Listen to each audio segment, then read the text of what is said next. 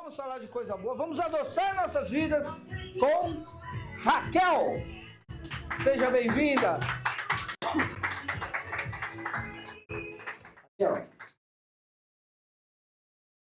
antes de passar a palavra para você, agradecer pela tua oferta, pelo carinho, pela dedicação, pelo cuidado, por proporcionar para a gente a alegria de comer um doce, produz regra, parte da energia da vida.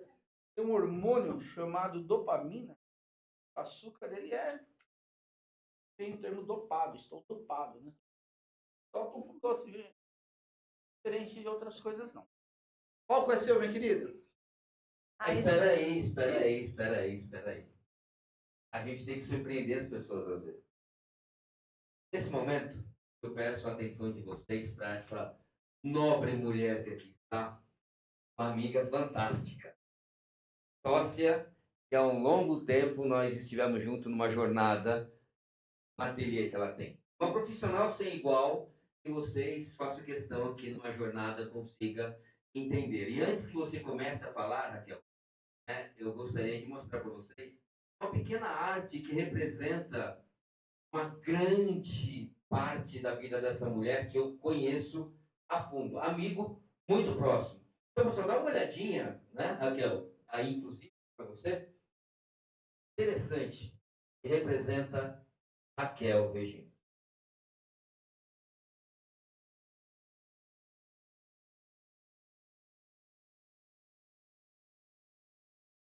E aí eu falo para vocês que é igual uma fênix, porque por diversas vezes ela teve que, sim, ressurgir. E eu falo com uma honra tremenda, porque aqui é uma mulher inteira, forte, vencedora, batalhadora, e o resto agora é ela que vai falar. Você merece! Uou!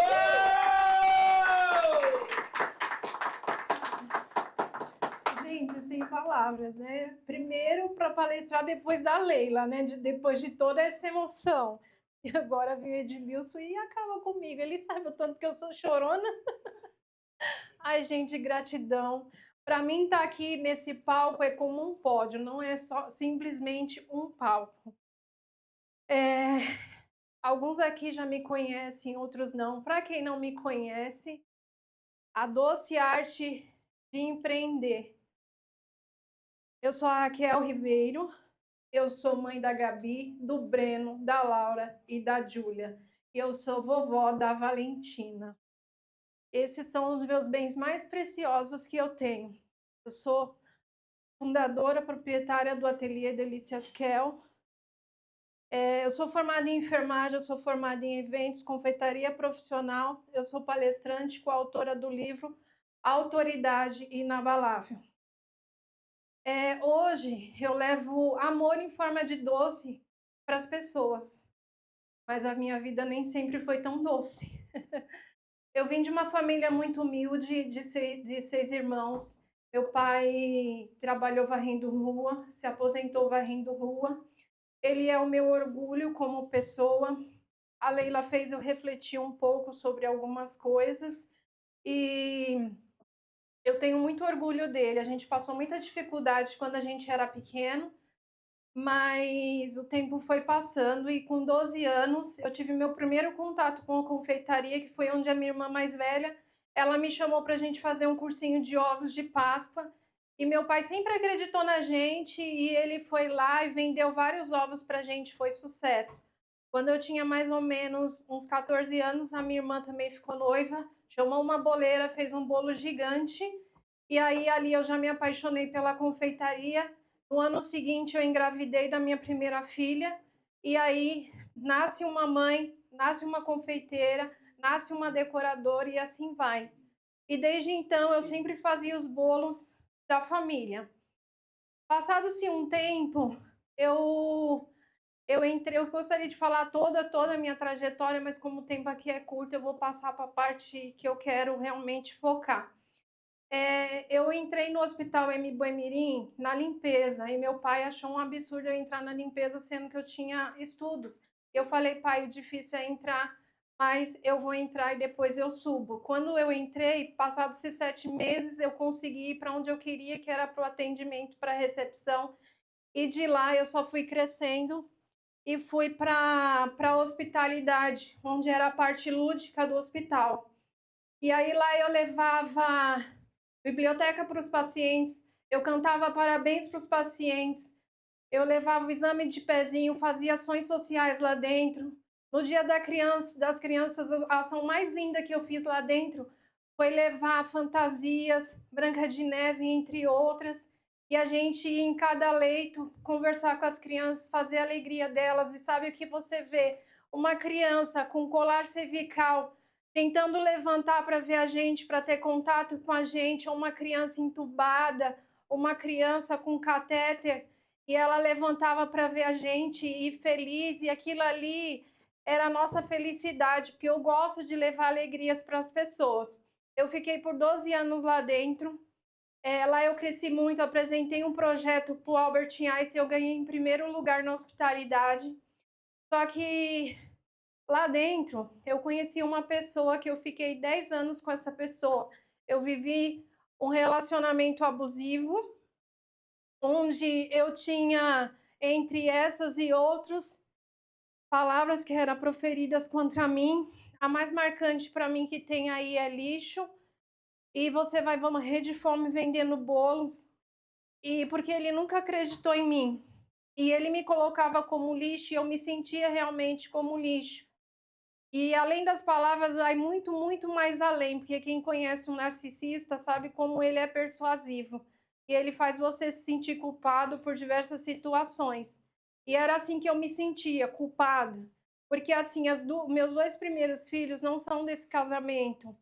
E eu me senti muito culpada em levar os meus filhos e eles passar por toda essa situação. Mas aí, quando fez 10 anos e ele começou a fazer com o meu filho a mesma coisa que ele fez comigo, foi onde me deu força e sair desse relacionamento.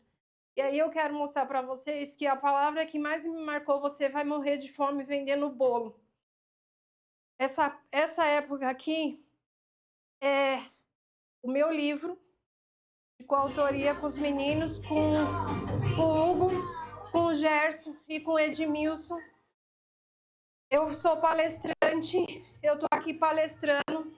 Nessa época eu estava em depressão, como ele me fazia me sentir como um lixo. Eu nunca me achei capaz de estar em cima de um palco, de falar para pessoas, dar aula. E hoje eu estou aqui, por isso que para mim isso aqui é um pódio.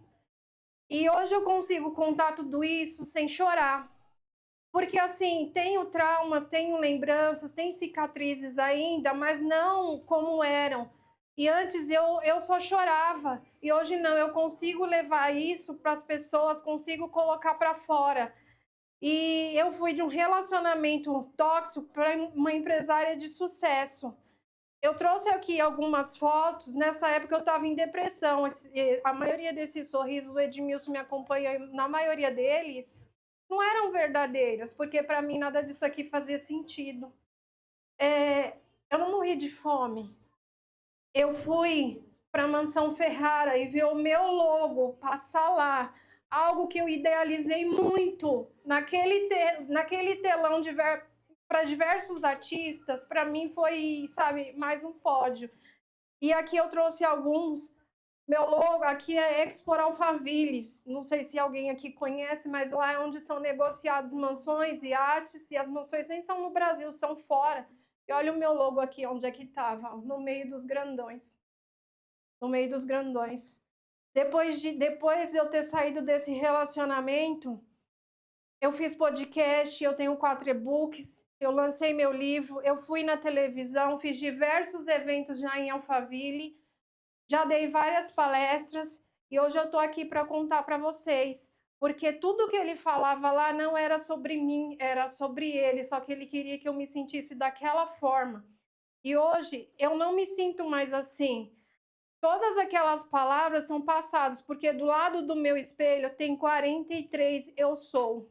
Com a ajuda do Gerson e da Leila, eu coloquei do lado do meu espelho e todos os dias eu falo, eu sou capaz, eu posso, eu consigo, sabe? E assim, eu queria agradecer muito ao Edmilson, porque ele me pegou na pior fase. ele já teve motivos, milhões de motivos de desistir de mim, ele não desistiu. Ele sempre acreditou em mim, ele sempre esteve ao meu lado, sempre falou: não, você consegue, você é capaz, e sempre esteve junto comigo nessa jornada.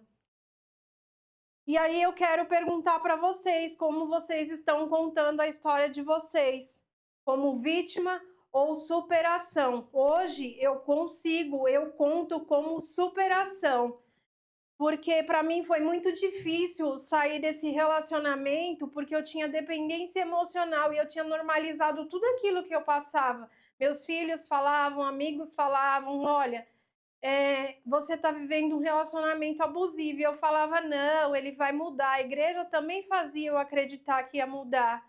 E não mudava, não mudou, não teve mudança, porque ele não queria mudança. Tudo bem, eu também posso ter errado, errei sim, eu não sou perfeita. Só que eu tentei muito até o último minuto, foi quando aconteceu com meu filho, e daí eu falei assim, não, chega, eu não quero mais para mim, vou viver sozinha. E daí foi onde a depressão realmente tomou conta, de lá eu desenvolvi ansiedade, e hoje eu luto contra isso, hoje eu sei controlar um pouco a minha cabeça, e consigo hoje falar para pessoas, estar diante de câmeras, coisas que antes eu não conseguia. E aí aqui está o meu Instagram, o meu Instagram, e também tem um grupo de empreendedorismo, né, que assim como eu, comecei, as pessoas não acreditavam, no começo eu estava meia perdida, eu já abri meu ateliê 2 vezes, não deu certo, eu mudei de ambiência, porque a ambiência que eu estava acabando comigo, sugando as minhas energias. Pode ver que hoje, novamente, vocês que estão me prestigiando, mas pessoas próximas a mim, não. Mas tudo tem um porquê e um propósito, e eu creio que lá na frente, pelo menos o meu pai vai estar aqui para me assistir, porque ele hoje, ele fez uma cirurgia e ele não pôs no olho, ele não pôde vir. Então, por isso que eu não trouxe ninguém. Mas eu creio que da próxima ele vai estar sentadinho aí para acompanhar, porque ele perguntou assim para mim: o que você fala na sua palestra? O que você fala no seu livro? Eu falei depressão, ansiedade e relacionamento abusivo. Aí ele falou assim para mim, ué, como assim? Eu falei assim, minha história de vida.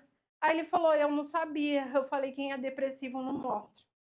Quem está num relacionamento abusivo, quem está dentro não consegue enxergar e normaliza aquilo, sabe? E aí ele olhou para mim assim, e ele se sentiu muito culpado. E uma vez eu falei para minha filha, se meu pai tivesse aqui, eu não tinha passado metade das coisas que eu passei.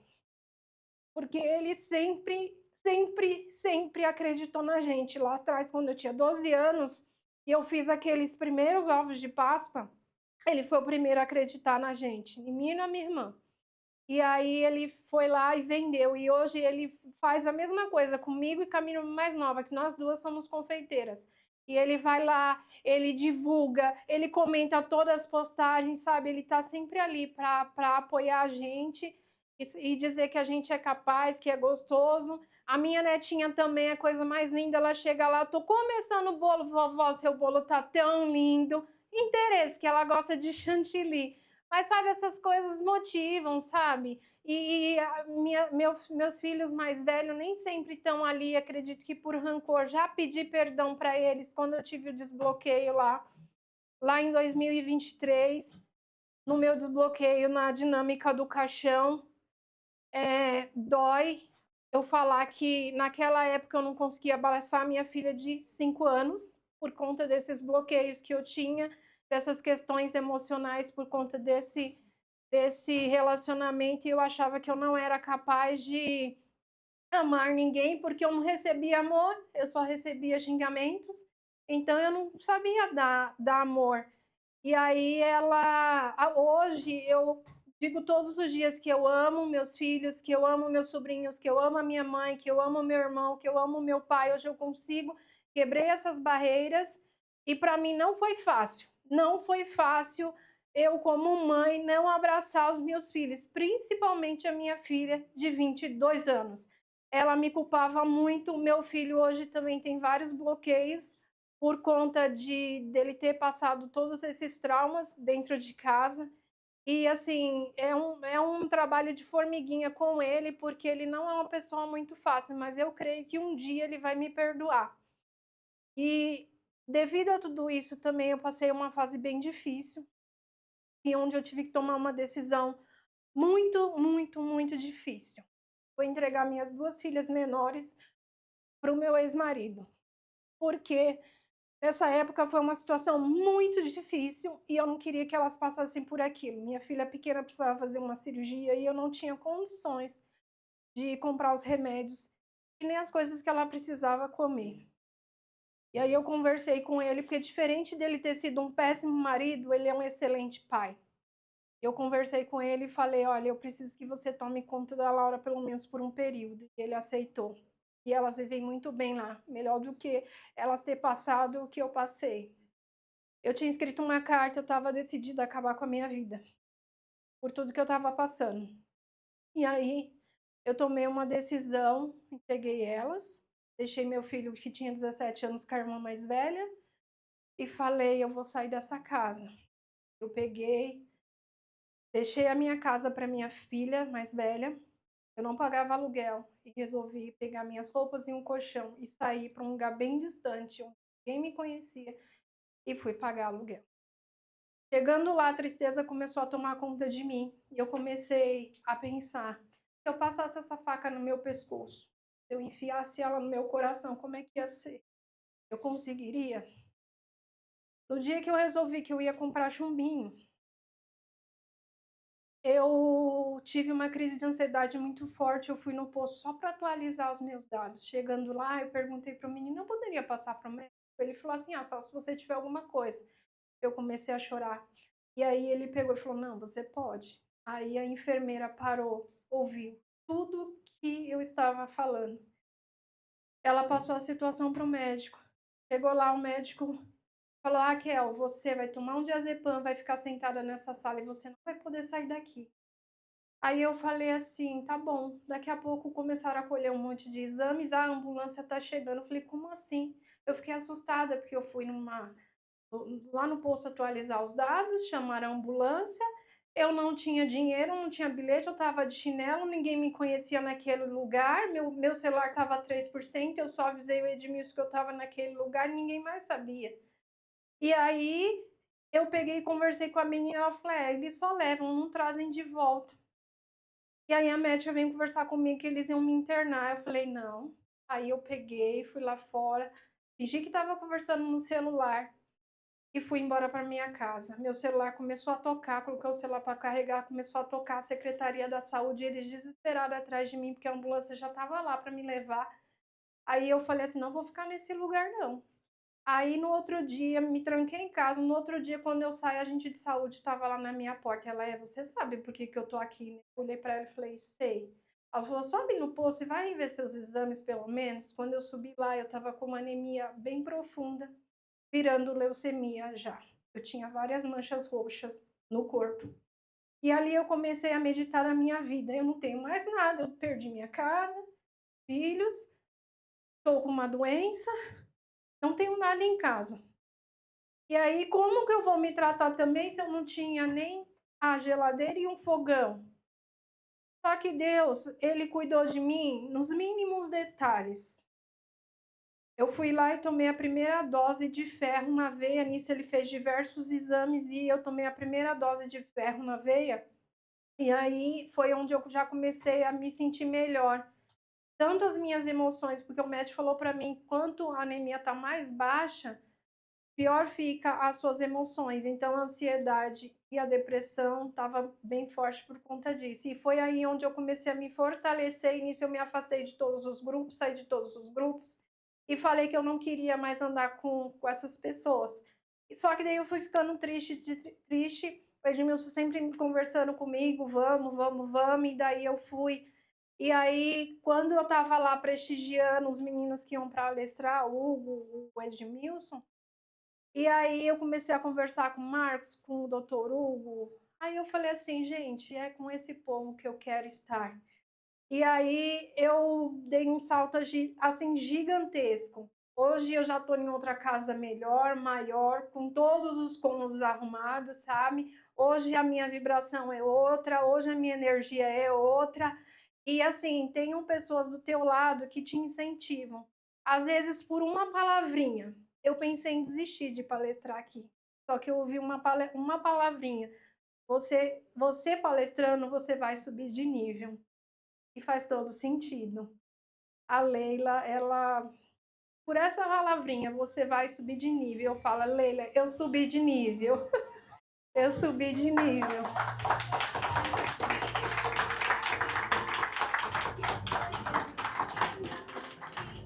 Gente, muito obrigada mesmo. Gratidão por vocês, pela vida de cada um de vocês estarem aqui.